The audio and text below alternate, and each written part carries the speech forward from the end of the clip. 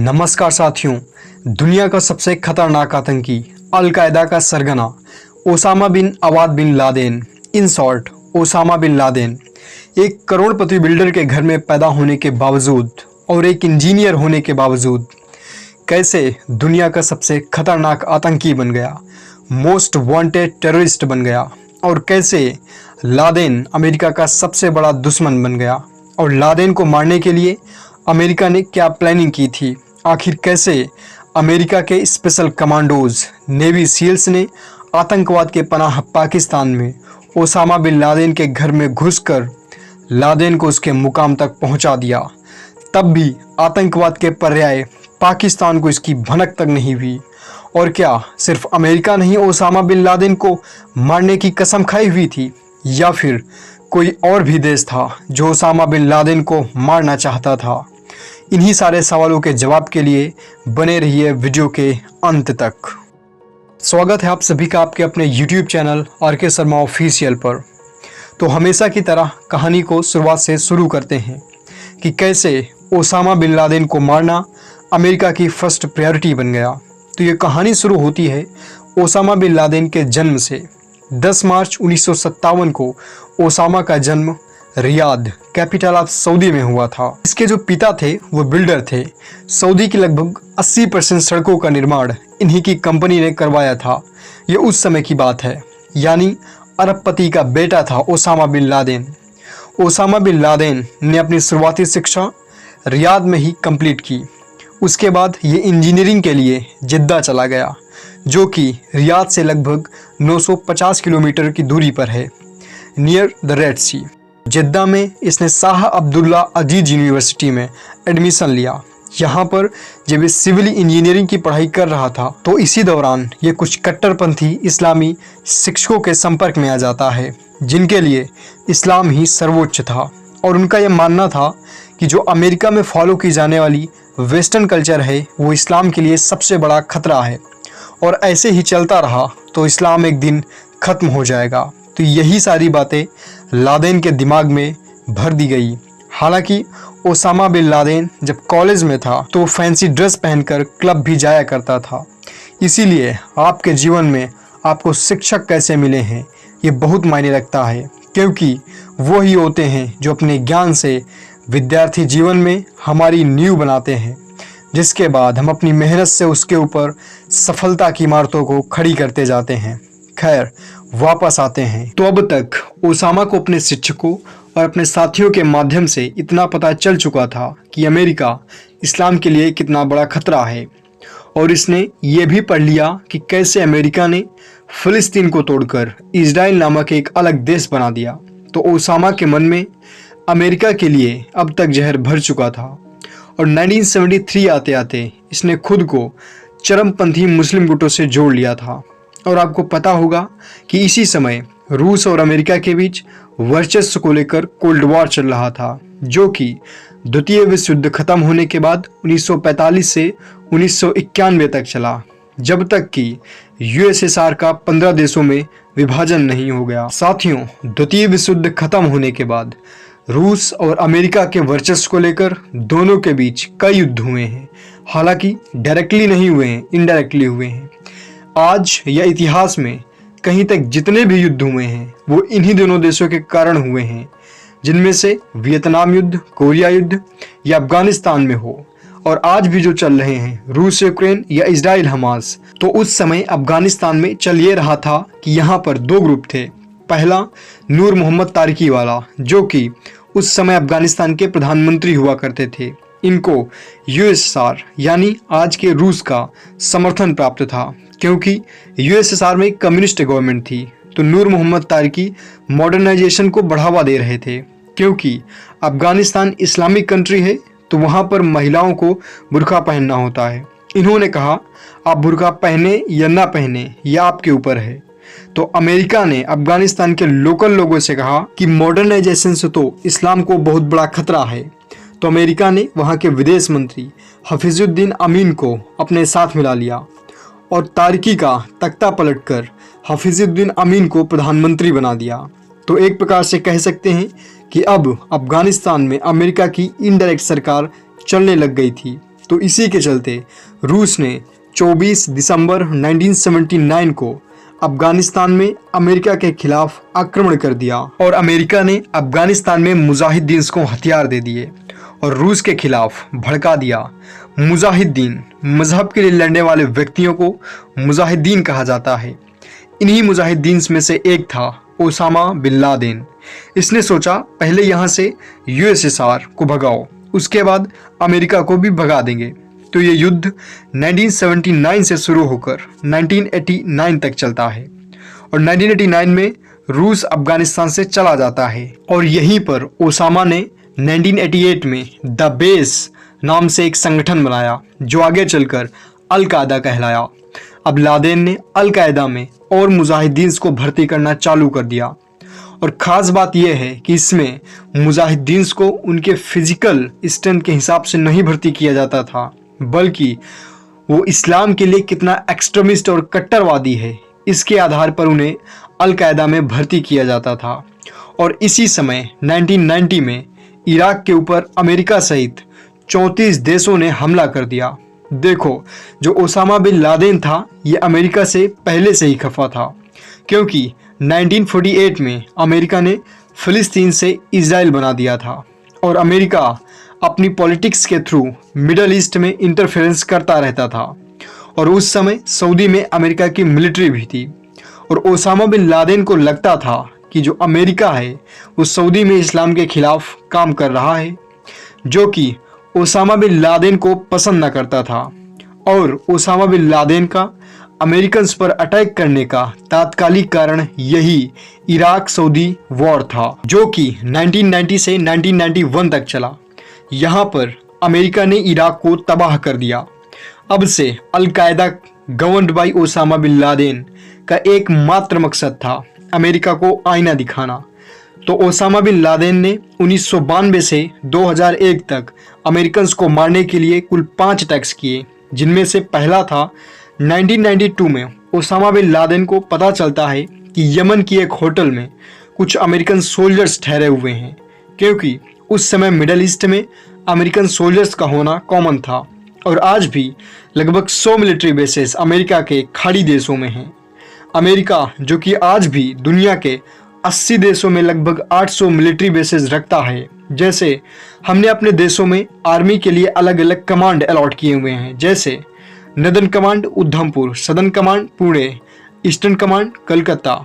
ऐसे ही अमेरिका ने दुनिया को कमांड्स में डिवाइड किया हुआ है। उनमें से एक कमांड है यूएस सेंट्रल कमांड, जो कि गल्फ कंट्रीज और सेंट्रल एशियन कंट्रीज को गवर्न करती है। तो ओसामा बिन लादेन ने उस होटल पर अटैक कर दिया जिसमें यूएस सोल्जर्स ठहरे हुए थे। हालांकि जब इसने अटैक किया तब यूएस सोल्जर्स होटल से निकल चुके थे और इसमें 2 मासूम लोगों की जान चली जाती है। और इसके अगले ही वर्ष 1993 में ओसामा बिन लादेन ने फिर से अटैक किया। यह अटैक न्यूयॉर्क के वर्ल्ड ट्रेड सेंटर की पार्किंग में हुआ था। इन बम धमाकों में 6 लोग मारे जाते हैं और लगभग 1000 लोग जख्मी हो जाते हैं। इन्हीं आतंक कृत्यों के चलते सऊदी ने 1994 में ओसामा बिन लादेन को बैन कर दिया और नागरिकता भी छीन ली। लेकिन अभी भी ओसामा बिन लादेन रुकने वाला नहीं था। इसी क्रम में 1998 में तंजानिया और केन्या में अमेरिकन दूतावास पर फिर से बम फेंके और देखते ही देखते केन्या में 212 लोगों की जान चली जाती है और 4000 से ज़्यादा लोग इसमें घायल हो जाते हैं। और तंजानिया में 11 लोग मारे जाते हैं और 85 लोग घायल हो जाते हैं। मारे गए लोगों में से 56 अमेरिकन्स थे। और 1998 के बाद ओसामा बिन लादेन ने फ़ोन यूज़ करना बंद कर दिया था, जिससे उसकी लोकेशन का पता न चल सके। और सन 2012 अक्टूबर को ओसामा बिन लादेन के 2 सुसाइड पायलट्स अपनी बोट को अमेरिकन शिप में टकरा देते हैं, जिसमें 17 यूएस सेलर्स मारे जाते हैं और 40 क्रू मेंबर्स इंजर्ड हो जाते हैं। इसे यूएस कोल बॉम्बिंग के नाम से भी जाना जाता है। और अब तक का सबसे बड़ा हमला 11 सितंबर 2001 में होता है, 9/11 अटैक्स। इसमें अल कायदा के 19 आतंकियों ने अमेरिका के 4 कमर्शियल प्लेन्स को हाईजैक कर लिया, जो कि कैलिफोर्निया जा रहे थे। इन 4 प्लेन्स में से पहली 2 प्लेन्स को आतंकियों ने वर्ल्ड ट्रेड सेंटर के ट्विन टावर्स में क्रैश करा दिया और तीसरी जहाज को पेंटागन के ऊपर क्रैश करा दिया। पेंटागन जो कि United states ministry of defence का हेडक्वार्टर्स है, और चौथे पैसेंजर प्लेन को पेंसिल्वेनिया के ऊपर क्रैश करा दिया। हाँ, वही पेंसिल्वेनिया जहां भी डोनाल्ड ट्रंप को चुनावी रैली में गोली लगी है। इन हमलों में टोटल 3000 लोग मारे जाते हैं और अमेरिका ने ओसामा बिन लादेन को मोस्ट वांटेड टेररिस्ट डिक्लेयर कर दिया और तभी से प्लेन्स की सिक्योरिटी इतनी टाइट कर दी गई है। और इसके बाद अमेरिका की खुफिया एजेंसी CIA ने ओसामा बिन लादेन को ढूंढना चालू कर दिया। ये CIA के लिए काफ़ी कठिन था क्योंकि ओसामा बिन लादेन ने अब फ़ोन यूज़ करना बंद कर दिया था। अब 2001 से 2011 तक का सफ़र बहुत इंटरेस्टिंग है। इस बीच अमेरिका ने वो सारे प्रयास किए ओसामा बिन लादेन को पकड़ने के जो वो कर सकता था और अंततः वो सफल भी हुआ। तो कहानी को 2001 से सिलसिलेवार तरीके से शुरू करते हैं। तो सितंबर 2001 में 9/11 अटैक्स के एक महीने के बाद अक्टूबर 2001 में अमेरिका ने अफगानिस्तान में एंट्री कर दी और कब्जा कर लिया, क्योंकि अमेरिका को शक था कि ओसामा बिन लादेन अफगानिस्तान में ही छिपा बैठा है। और अफगानिस्तान में 20 अलकायदा के आतंकियों को पकड़ा और 200 आतंकियों को मार दिया। और अमेरिका इन आतंकियों को क्यूबा की ग्वांतनामो जेल में ले जाता है, वही ग्वांतनामो जेल जो अपने ब्रूटल टॉर्चर्स के लिए जानी जाती है। इन आतंकियों को टॉर्चर करने के बाद एक आतंकी के मुंह से नाम निकला, मोहम्मद अल कहतानी। यहाँ पर कहानी को थोड़ा सा ध्यान से समझिएगा क्योंकि यहाँ पर कहानी थोड़ी सी इंटरेस्टिंग है। इस मोहम्मद अल कहतानी को अबू अहमद अल कुवैती ने ट्रेनिंग दी थी। अबू अहमद अल कुवैती जो ओसामा बिन लादेन का राइट हैंड था और पर्सनल कुरियर था। तो CIA को अल कुवैती का पता चलने के बाद CIA ने इसे ढूंढना चालू कर दिया। इसी दरमियान CIA को पता चला कि अबू अहमद अल कुवैती का असल नाम इब्राहिम सईद अहमद है, जिसकी फैमिली कुछ सालों पहले कुवैत शिफ्ट हो गई थी। हालांकि 2011 में इसकी फैमिली इसी के साथ पाकिस्तान के एबटाबाद में थी। तो अब CIA ने गल्फ कंट्रीज से पाकिस्तान आने वाली सभी फ़ोन कॉल्स को टैप करना चालू कर दिया। लंबे समय तक कोई भी सुराग हाथ नहीं लगा, लेकिन फाइनली जून 2010 को CIA को एक कॉल पर शक हुआ, जिस फ़ोन कॉल पर पाकिस्तान की तरफ से जवाब आता है कि मैं अभी भी उन्हीं लोगों के साथ हूँ जिनके साथ पहले हुआ करता था। CIA को तार जोड़ने के बाद ये पता चला कि यही अबू अहमद अल कुवैती है। अबू अहमद अल कुवैती भी ज़्यादा फ़ोन यूज़ नहीं करता था, जिसका फ़ोन तभी ऑन होता था जब ये पेशावर जाता था। तो CIA के एजेंट ने पेशावर से अबू अहमद अल कुवैती की लोकेशन ट्रैक करना चालू कर दिया और अबू अहमद अल कुवैती एबटाबाद में उसी कंपाउंड में आकर रुका जिसके अंदर ओसामा बिन लादेन रहता था। इसको और कंफर्म करने के लिए CIA ने उसी कंपाउंड के थोड़ी दूरी पर एक चेक पॉइंट बनाया और 31 दिसंबर 2009 को एक तालिबानी सुसाइड बॉम्बर ने खुद को उसी चेक पॉइंट के पास ब्लास्ट कर लिया, जिसमें 7 CIA के एजेंट मारे जाते हैं। और 2010 में CIA ने ओसामा बिन लादेन के कंपाउंड के सामने एक घर लिया, ये कंफर्म करने के लिए कि ओसामा बिन लादेन यहीं रहता है या नहीं। तो CIA एजेंट्स ने वहाँ की एक्टिविटीज़ पर ध्यान देना शुरू किया कि उस कंपाउंड के चारों तरफ ऊंची ऊंची दीवारें हैं और वहाँ का कचरा कंपाउंड के अंदर ही जला दिया जाता है और खिड़कियों पर मोटे मोटे पर्दे लगे हैं। और अबू अहमद अल कुवैती का गेस्ट रूम में ही रुक जाना और भी शंका पैदा करता था। और बालकनी में 7 फीट ऊंची दीवारें थी। बालकनी में इतनी ऊंची दीवारें कौन रखता है? इससे CIA एजेंट्स का शक रियलिटी में तब्दील हो गया। फिर भी CIA ने डॉक्टर शकील अफरीदी और एक नर्स को ओसामा बिन लादेन के घर के अंदर भेजा। तो उन्होंने देखा कि ओसामा बिन लादेन यहीं रहता है। हालांकि बाद में पाकिस्तान ने शकील अफरीदी को जेल में डाल दिया। अब तक ये कंफर्म हो चुका था कि ओसामा बिन लादेन एबटाबाद में इसी कंपाउंड में रहता है, क्योंकि 20 जनवरी 2009 को बराक ओबामा अमेरिका के राष्ट्रपति बन जाते हैं।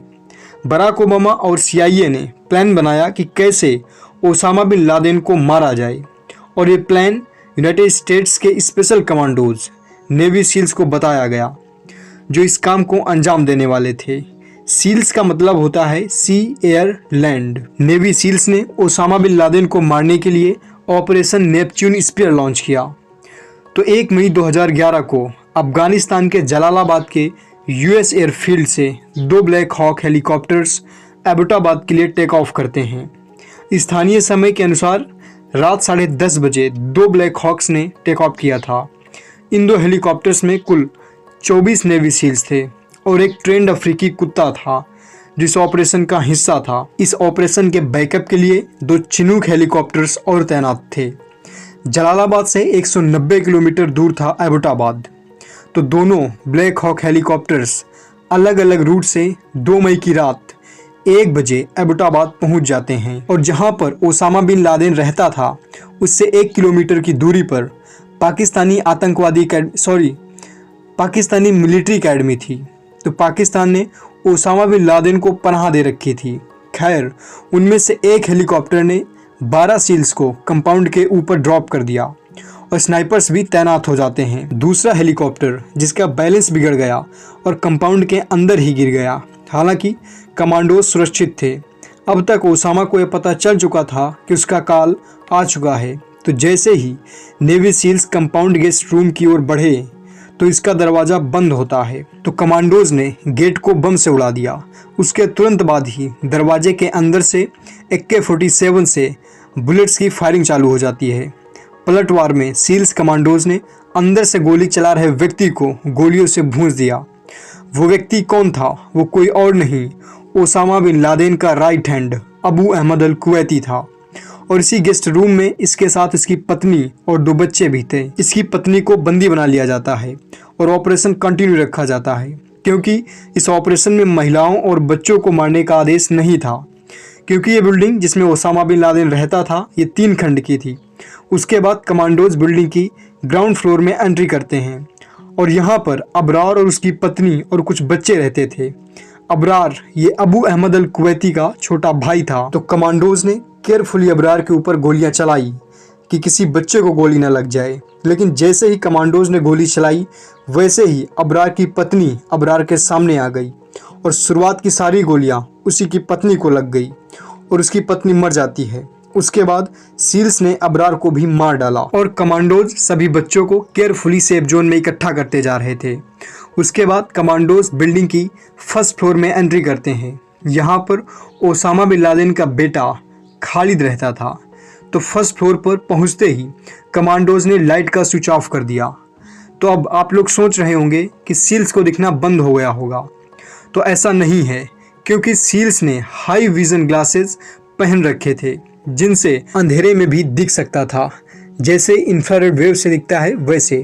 तो नेवी सील्स ने खालिद को भी मार डाला और जो कमांडोज कंपाउंड के छत के ऊपर उतरे थे वो स्नाइपर्स की पोजीशन में बिल्डिंग के ऊपर और गेस्ट रूम के ऊपर तैनात थे और सारे कमांडोज में मिनी कैमरास फिट थे। इन्हीं कैमरास के माध्यम से अमेरिका ये सारा कुछ लाइव देख रहा था। उस समय अमेरिका के president Barack Obama and vice president Joe Biden और हिलेरी क्लिंटन इस ऑपरेशन को लाइव देख रहे थे। तो उसके बाद नेवी सील्स सेकेंड फ्लोर पर पहुंचे। यहाँ पर ओसामा बिन लादेन 2 पत्नियों के साथ मौजूद था और ओसामा बिन लादेन अपनी दोनों पत्नियों के पीछे छिपा था और दोनों को कमांडोज की ओर धक्का दे रहा था। इसी दरमियान एक कमांडो ने 2 गोलियां सीधा ओसामा बिन लादेन के सिर में उतार दी और ओसामा बिन लादेन वहां गिर जाता है और सील्स उन दोनों औरतों से पूछते हैं कि क्या यही ओसामा बिन लादेन है, लेकिन उन दोनों ने कुछ भी नहीं बोला। तभी सील्स ने वहां पर एक 12 साल की बच्ची देखी। तो कमांडोज उस बच्ची को पूछताछ के लिए एक अलग कमरे में ले गए। तभी एक औरत बोली, उसे छोड़ दो, मैं बताती हूँ। तभी उधर उस बच्ची ने भी बता दिया था कि यही ओसामा बिन लादेन है और इधर उसने भी बता दिया था कि हाँ यही ओसामा बिन लादेन था। इसके बाद सील्स बिल्डिंग की सीढ़ियों से नीचे उतर ही रहे थे, तभी उनकी नज़र कुछ डॉक्यूमेंट्स पर पड़ी। लेकिन इस ऑपरेशन को पूरा करने के लिए मात्र 30 मिनट दिए गए थे जो कि अब तक पूरे हो चुके थे, लेकिन सील्स 10 मिनट और मांगे। इस समय में कमांडोज को कुछ डॉक्यूमेंट्स और हार्ड ड्राइव मिली जिसमें वीडियो गेम, मूवीज़ और पॉर्न वीडियोस भी थे। तो अब तक सारा काम पूरा हो चुका था, क्योंकि एक हेलीकॉप्टर क्रैश हो चुका था। लेकिन मैंने आपको बताया कि जलालाबाद में 2 चिनूक बैकअप के लिए तैयार थे, उनमें से एक एबोटाबाद आ चुका था। तो सील्स कमांडोज ने इस क्रैश हुए हेलीकॉप्टर को बम से उड़ा दिया, ताकि उसकी टेक्नोलॉजी और स्टील्थ टेक्नोलॉजी पाकिस्तान के हाथ ना लगे। लेकिन आप लोग सोच रहे होंगे कि 2 हेलीकॉप्टर्स पाकिस्तान के ऊपर से चले गए, लेकिन इसको पता क्यों नहीं लगा। तो जो हेलीकॉप्टर्स थे उनमें स्टील्थ टेक्नोलॉजी लगी हुई थी, यानी इन हेलीकॉप्टर्स के ऊपर एक ऐसी परत चढ़ी हुई थी जो कि रडार से आने वाली रेडियो वेव्स को खुद में सोख लेती है, वापस नहीं जाने देती है, जिससे ऑब्जेक्ट की लोकेशन का पता नहीं चलता है। और उसके बाद सारे 24 के 24 navy SEALs commandos without any casualty Chinook और उस बचे हुए हेलीकॉप्टर में बैठकर ओसामा बिन लादेन की डेड बॉडी के साथ एबोटाबाद से टेक ऑफ कर जाते हैं। Until now, the mission was successfully completed with the end of Osama bin Laden in that country promotes terrorism. उसके बाद 2 मई की सुबह को बराक ओबामा ने ऑफिशियली दुनिया को बताया कि हमने एक स्पेशल ऑपरेशन में ओसामा बिन लादेन को मार दिया है। उसके बाद ओसामा बिन लादेन को अफगानिस्तान ले जाया जाता है। वहाँ पर उसकी डीएनए जांच होती है कि यही ओसामा बिन लादेन है या नहीं। उसके बाद ओसामा बिन लादेन को जमीन में नहीं दफनाया जाता है। जिंदगी भर इस्लाम की रक्षा करने और जिहादी बनने वाले लीडर को उसके अंतिम समय में उसे जनाजा नसीब नहीं हुआ।